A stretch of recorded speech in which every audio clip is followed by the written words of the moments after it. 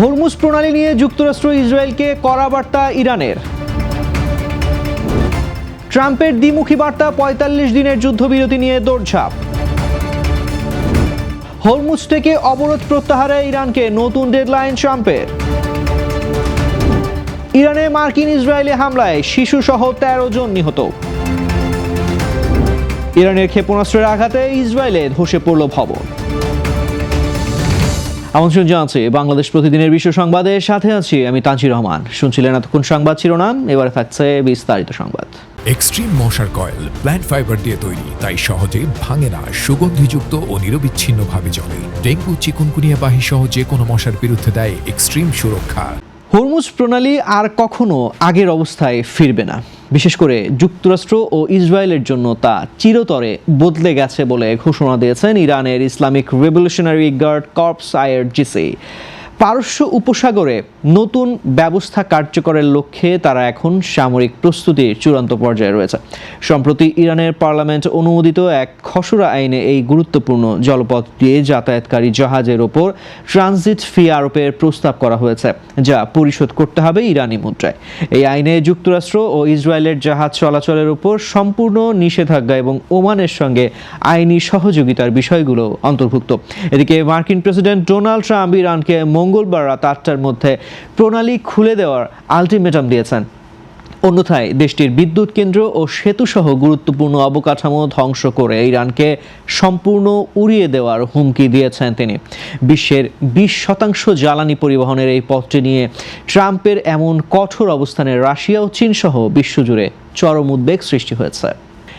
ইরানের সাথে চলমান উত্তেজনার মধ্যেই মার্কিন প্রেসিডেন্ট ডোনাল্ড ট্রাম্প একদিকে সবকিছু উড়িয়ে দেওয়ার হুমকি দিচ্ছেন, আবার অন্যদিকে আলোচনার পথও খোলা রেখেছেন। মার্কিন সংবাদ মাধ্যম এক্সিওস এই তথ্য জানিয়েছে। ট্রাম্পের নতুন সময়সীমা বেঁধে দেওয়ার আগে একটি সম্ভাব্য ৪৫ দিনের যুদ্ধবিরতির শর্তাবলী নিয়ে মিশর, পাকিস্তান ও তুরস্ক কাজ করছে। জারেড কুশনার ও স্টিভ উইটকফ সরাসরি ইরানি প্রতিনিধিদের সাথে যোগাযোগ রাখছেন বলে জানা গেছে। তবে ইরান ট্রাম্পের এই দ্বিমুখী আচরণকে রাজনৈতিক চাপের মুখে ভারসাম্যহীনতা হিসেবে আখ্যা দিয়ে আলোচনায় বসার দাবি অস্বীকার করেছে। মধ্যস্থতাকারীরা ২ ধাপের এই চুক্তির প্রস্তাব করছেন, যেখানে প্রথম ধাপে যুদ্ধবিরতি ও দ্বিতীয় ধাপে হরমুজ প্রণালী ও ইউরেনিয়াম সমৃদ্ধকরণ নিয়ে স্থায়ী সমাধান খোঁজা হবে। চুক্তিতে না পৌঁছালে ইরান ও উপসাগরীয় দেশগুলোর জ্বালানি অবকাঠামোতে ভয়াবহ হামলার আশঙ্কা রয়েছে। তেহরান অবশ্য সাফ জানিয়েছে তারা গাজা বা লেবাননের মতো অনিরাপদ কোনো যুদ্ধবিরতি চুক্তিতে জড়াবে না। এই পরিস্থিতিতে আগামী ৪৮ ঘণ্টাকে যুদ্ধের বিস্তার রোধে শেষ সুযোগ হিসেবে দেখছেন বিশ্লেষকেরা। গুরুত্বপূর্ণ বৈশ্বিক বাণিজ্যিক জলপথ হরমুজ প্রণালী থেকে অবরোধ প্রত্যাহারের জন্য ইরানকে নতুন সময়সীমা বেঁধে দিয়েছেন মার্কিন প্রেসিডেন্ট ডোনাল্ড ট্রাম্প। ট্রুথ সোশ্যালে দেওয়া এক পোস্টে তিনি জানান, আগামী মঙ্গলবার স্থানীয় সময় রাত ৮টার মধ্যে এই প্রণালী সব দেশের জাহাজের জন্য উন্মুক্ত করে দিতে হবে।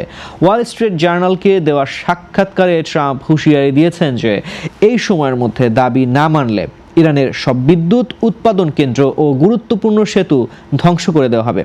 বিশ্বের ২০% জ্বালানি তেল ও গ্যাস এই রুট দিয়ে পরিবাহিত হওয়ায় একে জ্বালানির বৈশ্বিক দরজা বলা হয়। গত ২৮ ফেব্রুয়ারি যুদ্ধ শুরুর পর থেকে ইরান এই পথে যুক্তরাষ্ট্র ও ইসরায়েলের জাহাজ চলাচলে নিষেধাজ্ঞা দিয়ে অবরোধ আরোপ করে। ইরানের এই অবরোধের ফলে এ পর্যন্ত ১২টিরও বেশি জাহাজে হামলার ঘটনা ঘটেছে এবং বিশ্ববাজারে জ্বালানির দাম লাফিয়ে বাড়ছে। ইরানের তেহরান প্রদেশের বাহারিস্তান কাউন্টির কালেহমির শহরে সোমবার ভোরে যুক্তরাষ্ট্র ও ইসরায়েলি বাহিনীর ভয়াবহ বিমান হামলায় অন্তত ১৩ জন নিহত হয়েছেন। দেশটির আধা সরকারি বার্তা সংস্থা ফার্স এবং কাতার ভিত্তিক সংবাদ মাধ্যম আল জাজিরা জানিয়েছে, ঘনবসতিপূর্ণ এই এলাকার ২টি আবাসিক ভবনে বোমা বর্ষণ করা হলে এই প্রাণহানি ঘটে। নিহতদের মধ্যে ১০ বছরের কম বয়সী ৬ জন শিশু রয়েছে, যার মধ্যে ৪ জন কন্যা শিশু ও ২ জন পুত্র শিশু। স্থানীয় প্রশাসনের তথ্যমতে হামলার ফলে পুরো এলাকা ধ্বংসস্তূপে পরিণত হয়েছে এবং ব্যাপক ক্ষয়ক্ষতি হয়েছে। বাহারিস্তানের গভর্নর জানিয়েছেন ধ্বংসস্তূপ সরানোর কাজ চলছে এবং সেখানে আরও কেউ আটকা পড়ে আছেন কিনা তা খুঁজে বের করতে জরুরি উদ্ধার অভিযান অব্যাহত রয়েছে। তেহরান প্রদেশের এই হামলাকে ঘিরে মধ্যপ্রাচ্যে উত্তেজনা এখন তুঙ্গে। এই হামলার প্রতিবাদে ইরান পাল্টা কঠোর পদক্ষেপের হুঁশিয়ারি দিয়েছে। ইসরায়েলের উত্তরাঞ্চলীয় বন্দর শহর হাইফায় ইরানের ছোড়া একটি শক্তিশালী ক্ষেপণাস্ত্রের আঘাতে একটি 5তলা আবাসিক ভবন ধসে পড়েছে। রোববার বিকেলের এই হামলায় এখন পর্যন্ত 2 জন নিহত এবং 11 জন আহত হওয়ার খবর নিশ্চিত করেছে ইসরায়েলি সংবাদ মাধ্যম টাইমস অফ ইসরায়েল। 450 কেজি ওজনের শক্তিশালী ওয়ারহেডবাহী এই ক্ষেপণাস্ত্রটি প্রতিহতের চেষ্টা করেও ব্যর্থ হয় ইসরায়েলের আকাশ প্রতিরক্ষা ব্যবস্থা। ধ্বংসস্তূপের নিচে চাপা পড়া 4 জনের মধ্যে 2 জনকে মৃত অবস্থায় উদ্ধার করা হয়েছে এবং বাকি 2 জনকে উদ্ধারে এখনও তৎপরতা চালাচ্ছে fire and rescue service. Haifa দমকল পরিষেবার কমান্ডার কবি মিজরাহি এই ধ্বংসযজ্ঞকে ওই জেলার জন্য এখন পর্যন্ত সবচেয়ে ভয়াবহ দৃশ্য বলে অভিহিত করেছেন।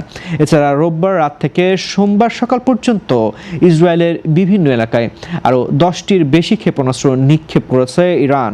এতে জেরুজালেম সহ মধ্য ইসরায়েলের বিভিন্ন স্থানে সতর্কতা জারি করা হয় এবং বাসিন্দাদের মধ্যে চরম আতঙ্ক ছড়িয়ে পড়ে। দর্শক, এই ছিল আজকের বাংলাদেশ প্রতিদিনের বিশ্ব সংবাদ। সবশেষ খবর জানতে চোখ রাখুন বাংলাদেশ প্রতিদিন ফেসবুক পেজ ও ইউটিউব চ্যানেলে। এতক্ষণ সঙ্গে থাকার জন্য ধন্যবাদ সবাইকে।